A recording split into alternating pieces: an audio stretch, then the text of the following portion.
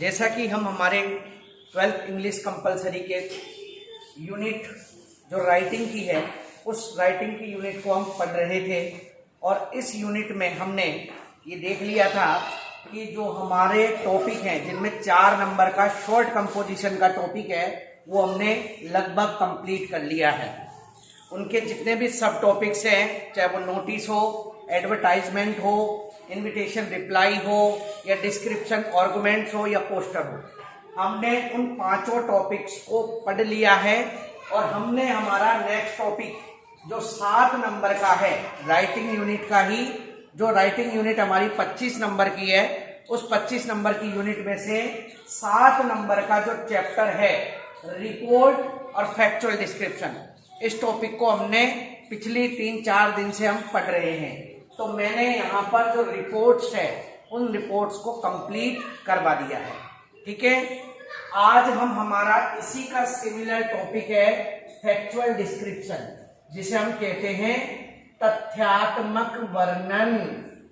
तथ्यात्मक वर्णन। देखिए, किसी भी टॉपिक के उपलक्ष्य पे या किसी भी टॉपिक पर हमारे आंकड़े, तथ्य, उन तथ्यों के आधार पर लिखा गया वर्णन यहाँ पर तथ्यात्मक वर्णन कहलाता है। देखिए, इस तथ्यात्मक वर्णन में यहाँ हम कोई भी फॉर्मेट नहीं है, बस हमारी एक ही कंडीशन है कि हमारा जो टॉपिक है उस टॉपिक से रिलेटेड ही हमें यहाँ पर फैक्टफुल सेंटेंसेस कंपोज करने हैं। ठीक है, टॉपिक जो मिल गया। अब ये जरूरी नहीं है कि टेंस हमारा प्रेजेंस में चले, पास्ट में चले, फ्यूचर में चले, नहीं, यहाँ कोई इस चीज की बाउंडेशन नहीं है। बस हमारा जो टॉपिक है वो टॉपिक यहाँ पर क्लियर होना चाहिए। और जो वर्ड लिमिट है, जैसे हमने रिपोर्ट्स की वर्ड लिमिट पढ़ी है, वैसे ही यहाँ पर फैक्चुअल डिस्क्रिप्शन की भी वर्ड लिमिट है। ठीक है, और वो वर्ड लिमिट है हमारी 80 to 100 वर्ड्स, लेकिन मिनिमम हम इसको 80 वर्ड्स में टारगेट ले लेते हैं। ठीक है, तो यहाँ पर आज हम जो रिपोर्ट का सिमिलर टॉपिक है फैक्चुअल डिस्क्रिप्शन, इन दोनों टॉपिक में से आपके एग्जाम में कोई एक टॉपिक मिलेगा जिनमें से करना हमें कोई एक है। ठीक है, फैक्चुअल डिस्क्रिप्शन एक तथ्यात्मक वर्णन होता है। ठीक है, हम इसके बारे में यही कह सकते हैं, फैक्ट का मतलब होता है तथ्य, और तथ्यों के आधार पर हम इसे समझने की बात है कि तथ्यों के आधार पर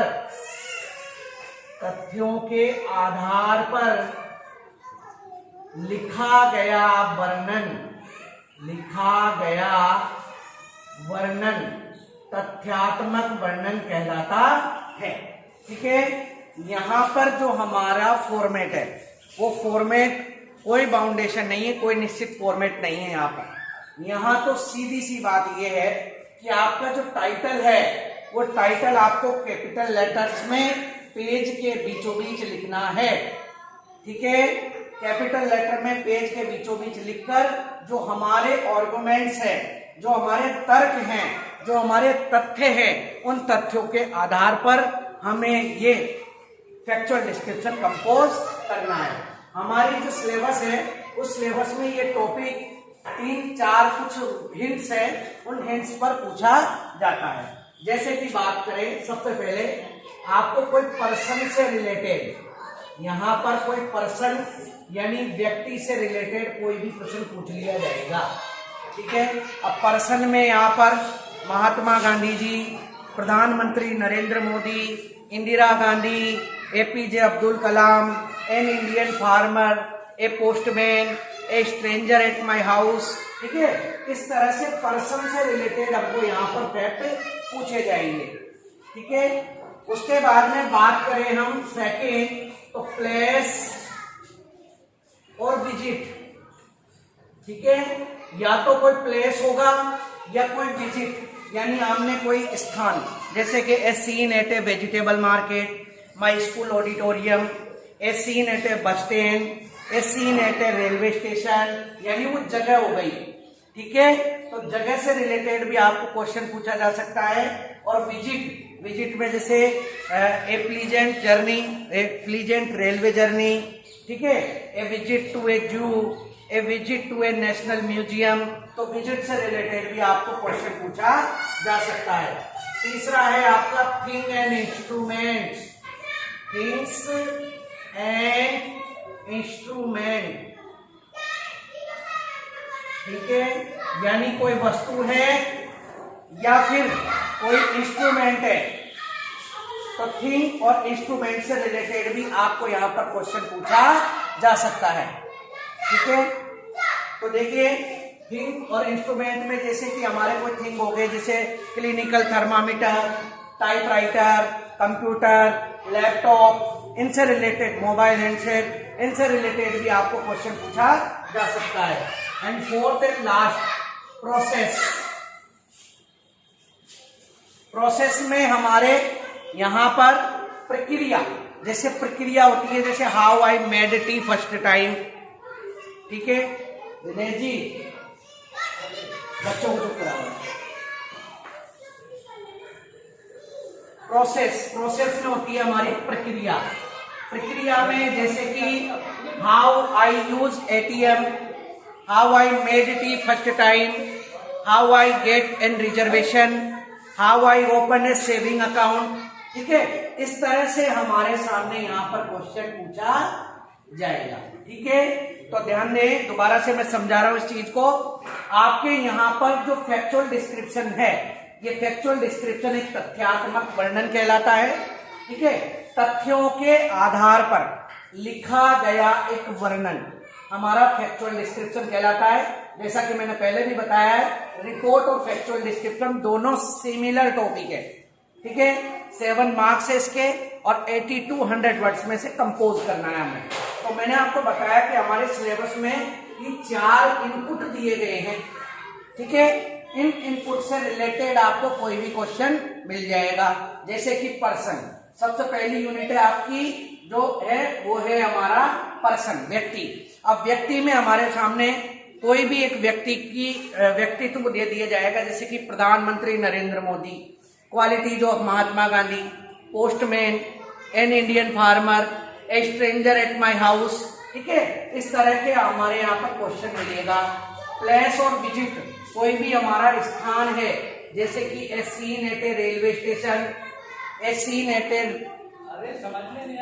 ठीक है, रेलवे स्टेशन हो गया, ए वेजिटेबल मार्केट सीन। ठीक है, या फिर हमारे कोई भी प्लेस बता दिया, जैसे कि माई school auditorium, my school library. ठीक है, और विजिट में हमारे यात्रा से संबंधित क्वेश्चन पूछा जाएगा, जैसे कि ए visit to a zoo, a visit to a national museum. ठीक है, माई प्लीजेंट रेलवे जर्नी। तो इससे रिलेटेड यहाँ पर क्वेश्चन पूछ लिया जाएगा। थिंग्स की बात करें तो थिंग्स और इंस्ट्रूमेंट में जैसे कि टाइपराइटर, ठीक है, clinical thermometer, mobile handset, computer, laptop, mobile handset, इनसे रिलेटेड भी आपको क्वेश्चन पूछा जा सकता है। और प्रोसेस में जैसा कि मैंने बताया, प्रक्रिया से रिलेटेड कोई भी क्वेश्चन हमें मिल जाए। प्रक्रिया का मतलब यहाँ पर कोई भी प्रोसेस, जैसे हाउ आई मेड टी, मैंने चाय कैसे बनाई, तो एक प्रक्रिया है। उसमें सबसे पहले मैंने गैस जलाया, बर्तन रखा, चाय डाली, पत्ती डाली, तो एक प्रोसेस है। हाउ आई गेट एटीएम या हाउ आई यूज एटीएम, तो मैंने एटीएम कैसे यूज किया, तो एटीएम के बारे में भी यहाँ पर पूछा जा सकता है। और भी है हमारे सामने, जैसे how I get railway reservation, railway reservation मैंने कैसे प्राप्त किया। तो यहाँ पर जो ये यूनिट है, इन यूनिट से रिलेटेड ही आपको क्वेश्चन पूछा जाएगा। अब पर्सन में हम यहाँ पर ले लेते हैं आज का क्वेश्चन, एन इंडियन फार्मर, एक भारतीय किसान। ठीक है, पर्सन है, व्यक्ति से रिलेटेड है, तो आज हम इस क्वेश्चन को सॉल्व करेंगे। तो आपने समझ लिया है फैक्चुअल डिस्क्रिप्शन क्या होता है, कि किसी भी दिए गए विषय पर तथ्यों के आधार पर लिखा गया लेखन। जो आप इसमें लेख लिखोगे ना, वो लेख होने चाहिए हमारे फैक्टफुल। जैसे भारतीय किसान पर हम लिखेंगे तो हम भारतीय किसान पर हम कुछ सेंटेंस कंपोज करेंगे, जैसे भारतीय किसान हमारे देश की अर्थव्यवस्था की रीढ़ की हड्डी होता है। बिल्कुल होता है, बिल्कुल होता है, सब मानने योग्य बात है, ठीक है। और भी हम जैसे कि अधिकतर किसान गांव में रहते हैं, वो गरीब होता है, सुबह से लेकर शाम तक कठिन मेहनत वो खेतों में करता है, वह अपने परिवार के साथ ही अपना टाइम पास करता है, ठीक है। वह महंगे खाद, बीज, ट्रैक्टर या फर्टिलाइजर्स आदि को खरीदने में असमर्थ होता है, वह पवित्र और ताजा भोजन प्राप्त करता है। तो इस तरह से फैक्टफुल हमें सेंटेंस कंपोज करने। तो देखिए इसका क्वेश्चन किस तरीके से आता है, क्वेश्चन को भी हम यहाँ पर समझ लेते हैं और उसके आंसर को करते हैं।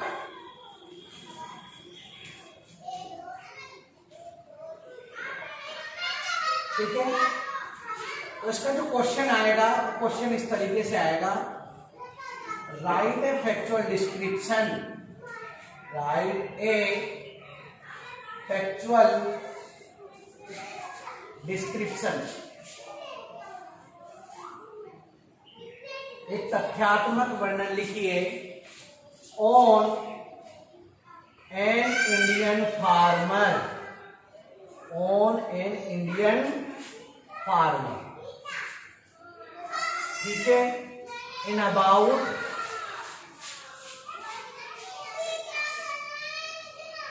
80 to 100 वर्ड्स। इस तरीके से आपको यहां पर एक क्वेश्चन मिलेगा, ठीक है। ध्यान दें आप क्वेश्चन को, राइट ए फैक्चुअल डिस्क्रिप्शन, एक फैक्चुअल डिस्क्रिप्शन तैयार कीजिए on an Indian farmer in about 80 to 100 words. तो यहां पर हमें कोई क्वेश्चन में सिचुएशन नहीं मिली है, हमें तो सिर्फ यहां पर हमारा टाइटल मिला है, ठीक है। तो उस टाइटल को लेते हुए, उस टाइटल को कलेक्ट करते हुए हम यहां पर एक कंपोज करेंगे हमारा फैक्चुअल डिस्क्रिप्शन, ठीक है। तो सबसे पहले, अब मेरे पास थोड़ी सी स्पेस कम है तो मैं क्वेश्चन को इरेज करते हुए डायरेक्ट इसका टॉपिक लिख रहा हूं। तो टॉपिक को मैं यहाँ पर एज के बीचों बीच कैपिटल लेटर में लिखना है, तो मैं इसी तरह से यहाँ पर इसको बना लेता हूं, ठीक है। तो ध्यान दें, एन इंडियन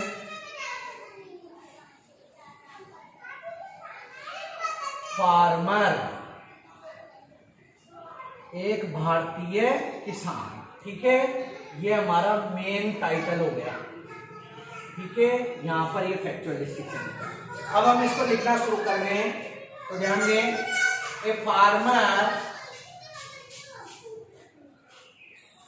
इज द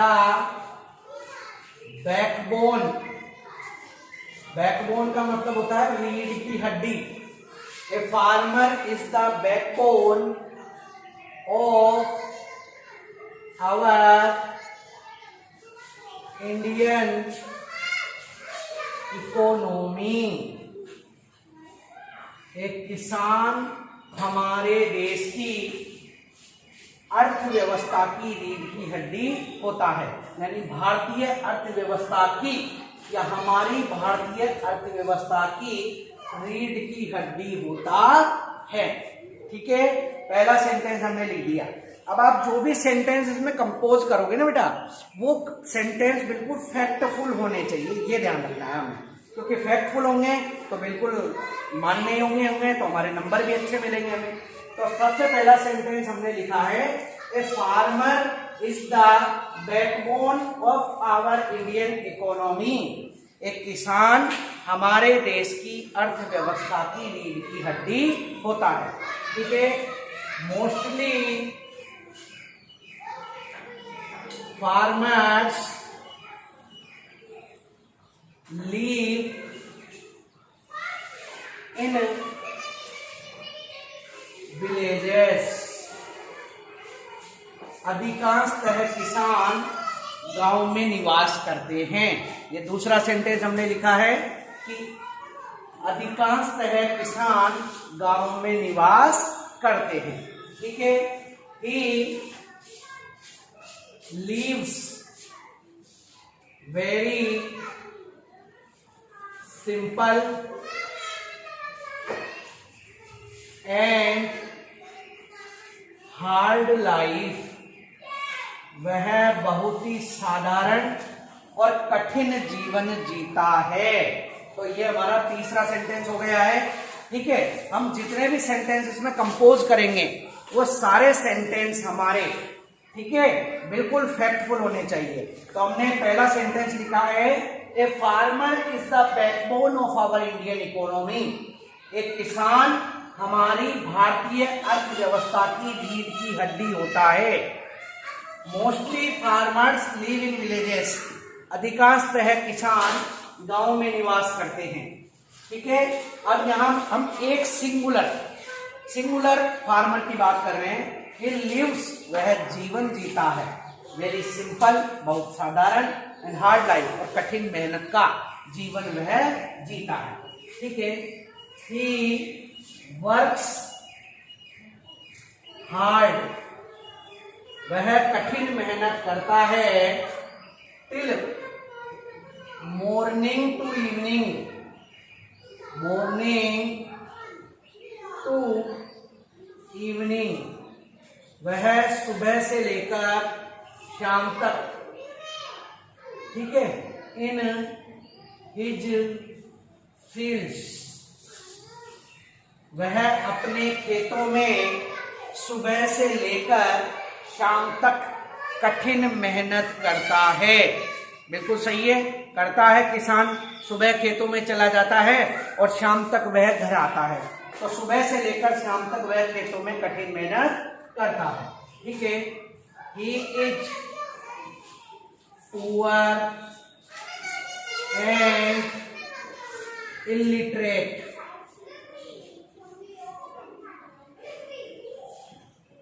वह, ठीक है, गरीब और अनपढ़ होता है। इलिटरेट मतलब अशिक्षित या गरीब होता है।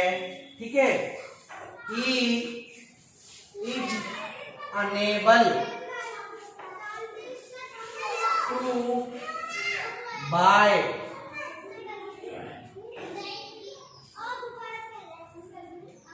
seeds, fertilizer,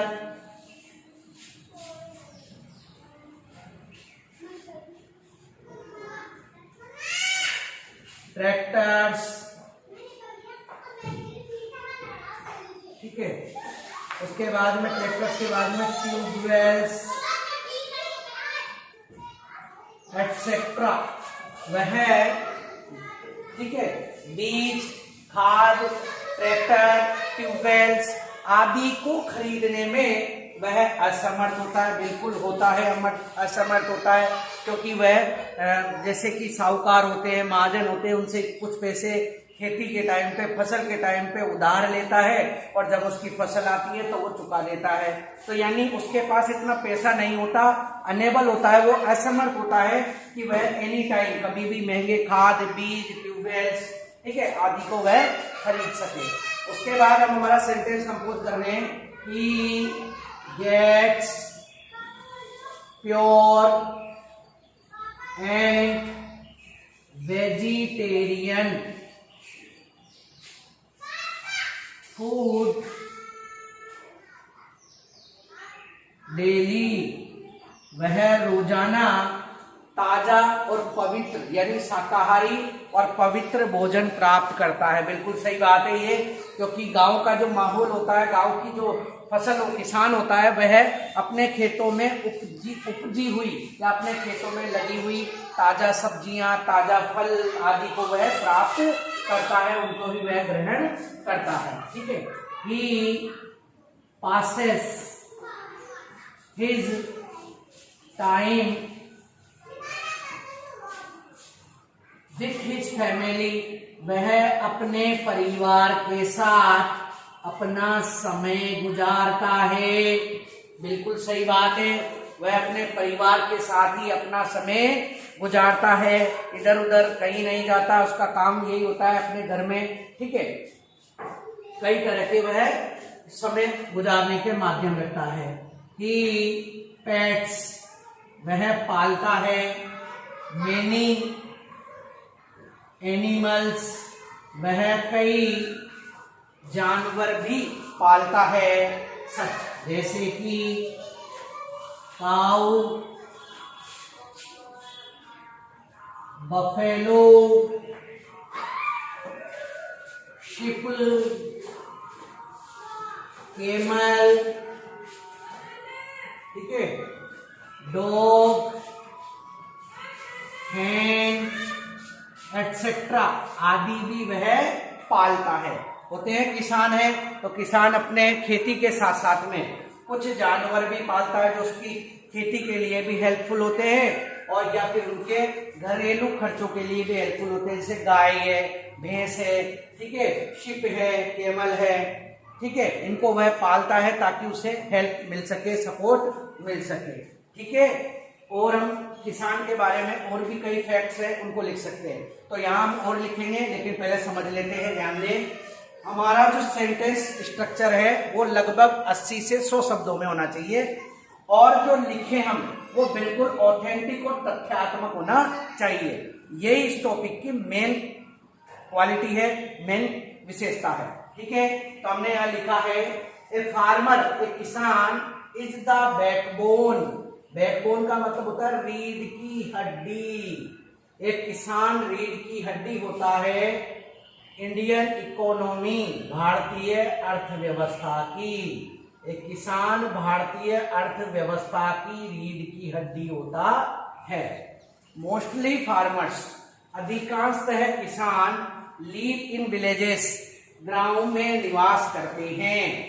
ही लिव्स, वह जीता है, वेरी सिंपल, बहुत ही साधारण, एंड हार्ड का मतलब होता है कठिन, लाइफ का मतलब है जीवन, वह बहुत ही साधारण और कठिन जीवन जीता है। ही वर्क्स हार्ड, वह कठिन मेहनत करता है, टिल मॉर्निंग टू इवनिंग, सुबह से लेकर शाम तक, इन हिज फील्ड्स, अपने खेतों में, वह अपने खेतों में सुबह से लेकर शाम तक कठिन मेहनत करता है, ठीक है। He is poor and illiterate, वह गरीब और अशिक्षित या अनपढ़ होता है। ही इज अनेबल, अनेबल का मतलब है असमर्थ होता है, टू बाय, खरीदने में, सीड्स, बीज, फर्टिलाइजर्स, खाद, ट्रैक्टर्स, ट्यूबवेल्स एटसेट्रा, वह महंगे खाद, बीज, ट्रैक्टर, ट्यूबवेल्स आदि खरीदने में असमर्थ होता है, ठीक है। ही गेट्स, वह प्राप्त करता है, प्योर एंड वेजिटेरियन, पवित्र और शाकाहारी, फूड डेली, वह रोजाना पवित्र और शाकाहारी भोजन प्राप्त करता है। ही पासेज, पासेज का मतलब होता है गुजारना, वह गुजारता है, हिज टाइम, अपना समय, विद हिज फैमिली, वह अपने परिवार के साथ अपना समय गुजारता है। ही पेट्स, पेट्स का मतलब होता है पालना, वह पालता है, मेनी एनिमल्स, कई जानवर, सच जैसे cow, buffalo, sheep, camel, dog, hen etcetera, वह पालता है, ठीक है। द मॉडर्न फार्मर, या in the modern time, in the modern time, आधुनिक समय में, द फार्मर हैज चेंज्ड, बदल चुका है, हैज चेंज्ड, बदल चुका है, ठीक है। ही बिकम लिटरेट, वह शिक्षित हो चुका है, एंड अवेयर, ठीक है, aware about farming,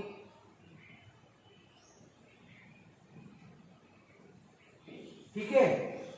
he become illiterate, वह शिक्षित या साक्षर हो चुका है, एंड अवेयर अबाउट फार्मिंग, और खेती के प्रति जागरूक हो चुका है, यानी खेती के जो नियम वगैरह है, आजकल जो जैविक खेती कई सारे रूप चल रहे हैं, तो वह उन नियमों के प्रति जागरूक हो चुका है, ठीक है। He can afford luxurious life,